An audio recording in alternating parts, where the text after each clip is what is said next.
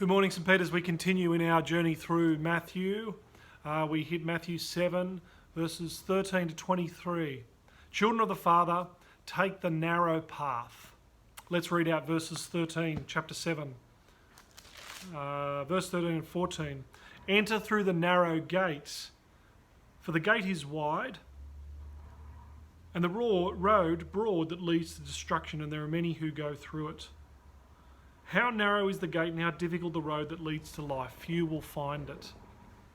Living under the Father as a child is the narrow way.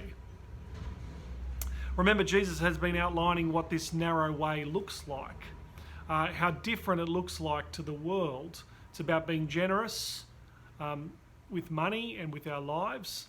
It's about being generous in our relationships and being people of forgiveness. It's about speaking truth plainly. It's about being inclusive because God, our Father, allows the rain to go on the good and the bad. And it's all connected with being a child and being under the Father and reflecting His character. It's about showing off to the Father, if you remember, not showing off to others in prayer, fasting, and the way that we do our spiritual exercises. But then Jesus says there's a narrow path and there's a broad path. And He says, be on your guard. In the very next verse, verse 15. Be on your guard against false prophets who come to you in sheep's clothing, but inwardly are ravaging wolves. Now, what does He mean? Who's He talking about here? He's talking about people that lead others.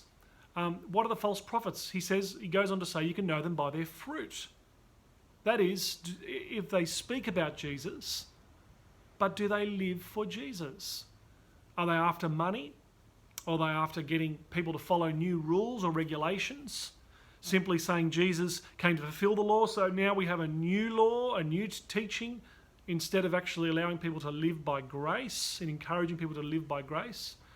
Are they built on the grace of the Heavenly Father and what He's done? But practically, wolves, do they practice forgiveness in their relationships and reconciliation? Do they practice cutting out lust and anger?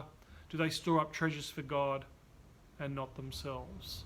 You can probably think of many different churches or people to follow in different ways. You can think about lining that up with what Jesus says about being people of generosity, of inclusiveness, of forgiveness, of loving your Father and living for Him. And you can recognise that in the world today. All those transforming initiatives that Jesus talks about in the previous chapters 5 through to 7. Now, throughout the rest of the Gospel, over the coming days, we're going to see examples of people who choose the narrow way and who put their trust in the Father. Childlike people. And we're going to also see examples of people who persist in adultish, calculating kind of behaviour instead of trusting their Heavenly Father. In other words, we're going to see examples of both childish and adultish behaviour. That's it for today. See you tomorrow.